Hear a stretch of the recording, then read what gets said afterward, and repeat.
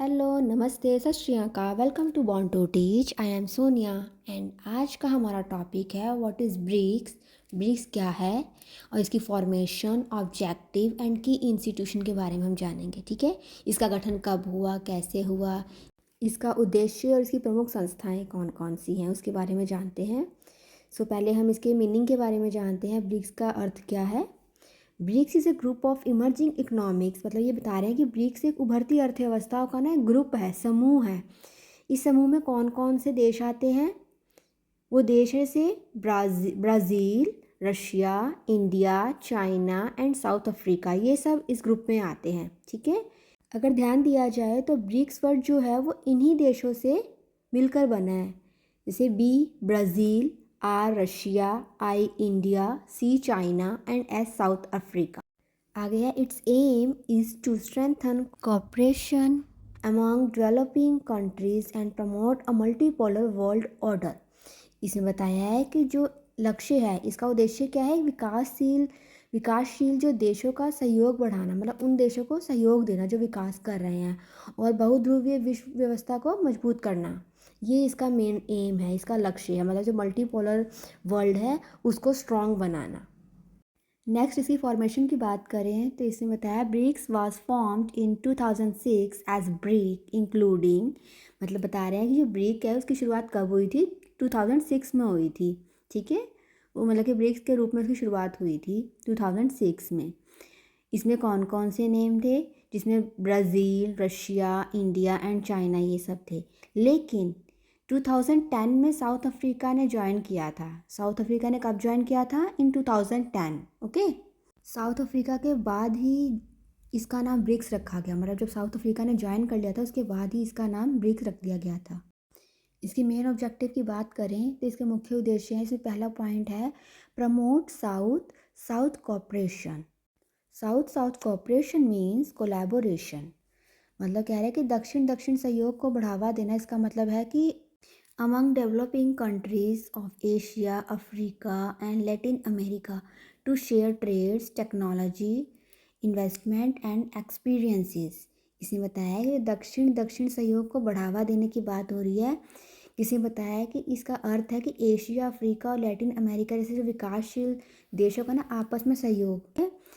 इसमें बता रहे हैं ब्रिक्स जिसे देश व्यापार, तकनीक, निवेश और अनुभव साझा करके एक दूसरे को मजबूत बनाते हैं। जो ब्रिक्स देश है ना, जितने भी पांचों देश हैं, वो क्या करते हैं, अपने व्यापार को, मतलब अपने ट्रेड को, टेक्नोलॉजी को, जो इन्वेस्टमेंट और एक्सपीरियंस को, मतलब वो शेयर करते हैं।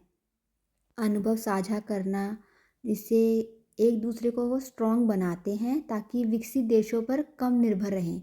जो विकसित देश है ना, उन पर डिपेंड ना रहना पड़े ज़्यादा। इसका सेकंड पॉइंट है reduce dominance of western institutions. Means BRICS seeks to reduce the excessive influence of western dominated institutions like the IMF and World Bank and give greater voice to developing countries। इसे बता रहे हैं कि जो पश्चिमी संस्थाओं के प्रभुत्व को कम करना, जो वेस्टर्न इंस्टीट्यूशन उनका जो डोमिनेंस है उनको कम करना। इसमें बताया जो ब्रिक्स है वो पश्चिमी देशों के प्रभुत्व वाली संस्थाएं हैं, जैसे IMF हो गई और विश्व बैंक हो गई। ये कौन सी हैं संस्थाएं हैं, ये वेस्टर्न इंस्टीट्यूशंस हैं। इसमें सिंपली ये बता रहे हैं कि जो वेस्टर्न इंस्टीट्यूशन है उनके प्रभाव को कम करना चाहते हैं, और जो विकासशील देश है ना उनको अधिक भागीदारी दिलाना चाहता है। इसमें third point is support multipolar world order, मतलब बता रहे हैं इसमें BRICS support a multipolar world where global power is shared by many countries instead of being dominated by one और टू नेशंस।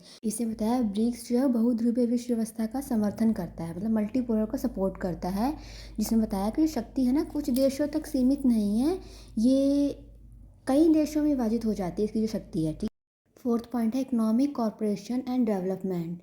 इसे बताया है कि BRICS promotes mutual trades, investment and financial corporation to ensure inclusive economic growth among member countries. मतलब बताया है कि आर्थिक सहयोग और विकास की बात हो रही है। इसमें जो ब्रिक्स है ना वो सदस्य देशों के बीच में व्यापार करता है, मतलब ट्रेड करता है, निवेश करना, मतलब इन्वेस्टमेंट करना, और वित्तीय सहयोग को बढ़ावा देता है। जो फाइनेंशियल कॉर्पोरेशन को ना ये उसको ये बढ़ावा देता है। ठीक है, और आर्थिक विकास सुनिश्चित करता है। जो इंक्लूसिव लिखा नहीं यहाँ पे, to ensure inclusive economic growth among members countries, मतलब वो उनको आर्थिक विकास सुनिश्चित करता है। नेक्स्ट है की इंस्टीट्यूशन, मतलब इसके जो प्रमुख संस्थान है, ठीक है, जिसमें बताया है कि न्यू डेवलपमेंट बैंक एनडीबी की बात हो रही है इसमें। NDB provide financial support for infrastructures and development project in BRICS and other developing countries. इसमें बता रहे हैं कि जो एनडीबी है वो ब्रिक्स और जो अन्य विकासशील देश है ना, उनमें एक बुनियादी ढांचा और विकास की जो परियोजनाएं होती हैं उनको वित्तीय सहायता देता है, मतलब कि फाइनेंशियल सपोर्ट करता है। ठीक है, फाइनेंशियली मीन्स उनको पैसा देना कह सकते हैं हम। नेक्स्ट है contingent reserve arrangement means CRA। CRA की फुल फॉर्म होगी कॉन्टीजेंट रिजर्व अरेंजमेंट।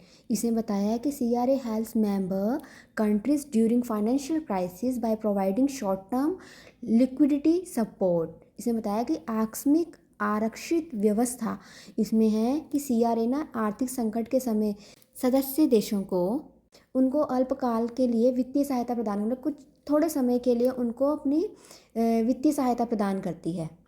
अगर हम बात करें इसमें इंडिया का क्या रोल है, तो हम कह सकते हैं कि India act as a strong voice of developing countries and represent the interest of the global south on global platform.